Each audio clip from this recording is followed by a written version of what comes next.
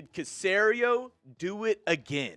Did he outsmart the entire NFL? I mean, all I got to say is let Caserio cook. He's been putting on a clinic for every single other GM in the entire National Football League all offseason long. So did he do it again? Did he find some diamonds in the rough? We'll break that down later on in today's show. But if you're pumped for this season, if you're ready for some Texans football, go down and hit that like button. So far, we are hitting a likes record here at Texans Today. I want to get to 10,000 likes, kind of show my bosses, hey, Texans fans are showing out this month. They're ready for the season. If you're ready to go, if you're a pumped up Texans fan, go down and hit that thumbs up icon. As before we get into our main story, we do have, a little housekeeping to get through, some, Texans news and notes that I got to let y'all know about. I broke down the Ward extension yesterday as soon as it happened, but we did get some new contract details. He's going to be extended through 2025.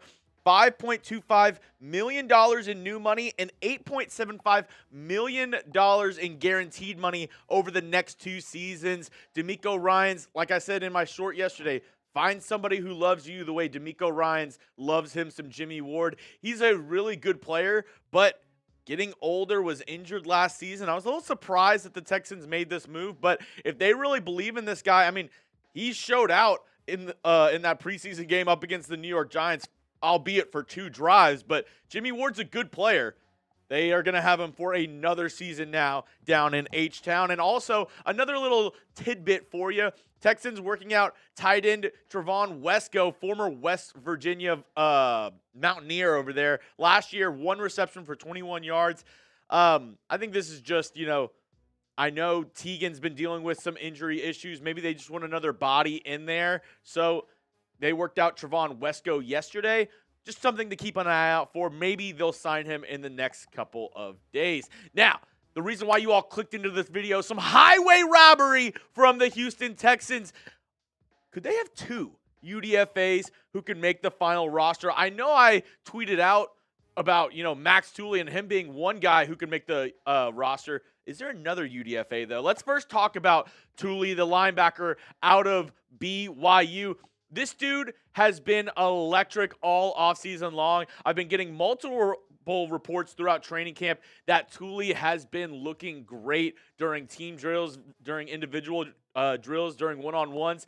He has an outside chance to make this roster as a UDFA because he's impressed a ton this offseason, and throughout the preseason, he's made a bunch of plays. Obviously, that fumble that he forced up against the Giants in the last preseason game. And another reason why Tooley can really, go above and beyond and possibly make this roster as a UDFA is because the linebacking unit in and itself. Christian Harris still dealing with that calf injury, that soft tissue injury that's been plaguing him all off season, has not been able to come back from it just yet. Azeez Al-Shaair, he's the LB1. He's the guy in the middle. He is the go-to guy for this linebacking unit. But besides that, Henry To'oTo'o, I'm not 100% on him. You have Neville Hewitt and Jake Hansen. You have Del'Shawn Phillips, Jacob Phillips. And then you have Max Tooley and then rookie Jamal Hill out of Oregon. Tooley's been a spark plug this preseason for the Texans, getting that fumble. He's made multiple plays. I mean,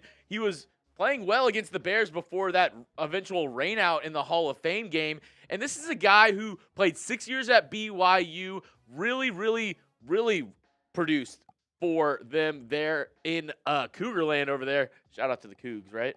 But last season, 92 tackles, 5 tackles for loss, an interception, 2 pass breakups in 2022. A year that he was injured, by the way. I only played a little bit over half of the games in that season. He had 3 interceptions and 57 tackles on the year. So Tooley is a baller back to his days in college football. I think he has a chance to make the roster. I know it's a UDFA, so the chances are slim, but I still do think the chance is there. What do you say, though? Do you think a UDFA has a chance to make this Texans team, this Texans roster? Let me know down in the comment section your thoughts, yes or no. Do you think a UDFA makes the roster? And Maybe you're thinking of the UDFA that I'm about to talk about in just a second, because coming up, I have one more guy who the Texans could possibly look at to make the final 53-man roster. I'll let you know who that is in just a moment, but I couldn't do today's show if it wasn't for our sponsor, Prize Picks. Prize Picks is America's #1 daily fantasy sports app with over 5 million active members. Get in on the daily action with your friends and become part of the Prize Picks community today. Prize Picks is the best way to win real money this football season. Which players are going off? Which ones aren't? Make your picks in less than 60 seconds and turn your sports opinions into real money all season long on Prize Picks. You can now win up to 100 times your money on Prize Picks. With as little as 4 correct picks, you can turn $10 into $1,000. And I actually checked up this morning. Here are some more season-long projections that they have, and I got to say, they might be disrespecting some of your Texans, and this might be some easy money for you, because I'm telling you, Ka'imi Fairbairn, they have 5.5 kicks of 50-plus yards for Ka'imi this season.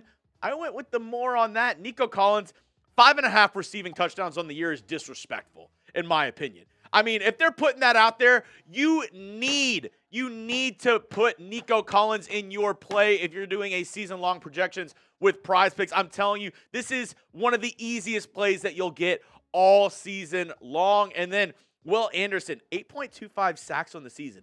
You're telling me the rookie of the year last year isn't going to improve on that going into year 2 with Danielle Hunter on the other side? You're crazy, Prize Picks. But hey, as a Texans fan, I love it because it's an easy way for me to turn my sports knowledge into that cold, hard cash. So download the Prize Picks app today and use code CLNS for a first deposit match up to $100. That's code CLNS on Prize Picks for a deposit match up to $100. Prize Picks. Run your game.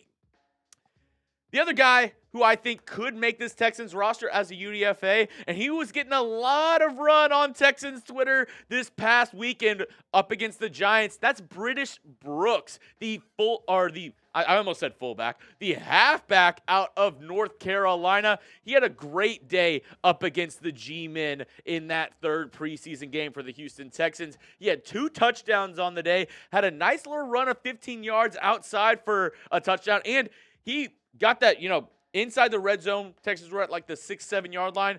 He absolutely just hammered it in for a touchdown right there. So British Brooks running hard up against the Giants, and it made a lot of Texans fans online wonder, one, where does Dameon Pierce kind of lay it in this Texans depth chart right now when it comes to all of the running backs? And then 2, could a guy like British Brooks sneak his way onto the roster if they do let go of Dameon Pierce, if they do go ahead and trade him to another team? Could the Texans keep British Brooks? And another thing that was noted on Twitter, and actually DM'd to me by Mr. Invisible Texan on Twitter. If you're not following him, give him a follow. Good follow for Texans Twitter. But he and me, we kind of talked about the idea of, could the Texans move British Brooks to a fullback role maybe? Could they kind of use him as one of those, power back / fullback / tight end role? Because, I mean, he's 5'11", 225, but he is a stocky fellow, really good pass blocker, really good guy in the blocking game as a lead blocker possibly. Could they use him in that role? Well, I kind of went back and forth with Mr. Invisible Texan. I kind of thought, also Ben Skowronek could play that fullback role as well. So there's a couple guys on this team that aren't listed at fullback right now that I think Slowick could, find an interesting way to maybe not keep a fullback on the final 53-man roster, but maybe use a wide receiver, a halfback, a tight end in that fullback role for this offense this season. Just something to keep in mind. Like I said, the Texans, I think they got some really good draft picks as well. Kamari Lassiter, even though he didn't play that much, he could be a really good cornerback for this team. He could be a star. So Nick Caserio pulling off highway robbery all over the draft board, even the UDFAs this season, in my opinion. I think he did a fantastic job this offseason really putting together this Texans roster. And reminder, roster cut down day coming up closer than you think. August 27th, we'll be breaking down all the Texans roster moves that you need to know on that day, leading up to that day, and even after that day. I mean, it's a week away. So if you want the latest Texans news and rumors, make sure you're subscribed. If you already are, go drop some H's down in the comments section for your boy if you're already subbed. And if not, You're at the end of the video. So why don't you go ahead and go down and hit that sub button for daily Texans videos for free. It costs you nothing to hit that sub button. My promise to you, give me 1 week. Go down and hit that sub button. If you don't like it in a week, you can unsubscribe. But let me prove to you why this is the #1 Texans channel on YouTube.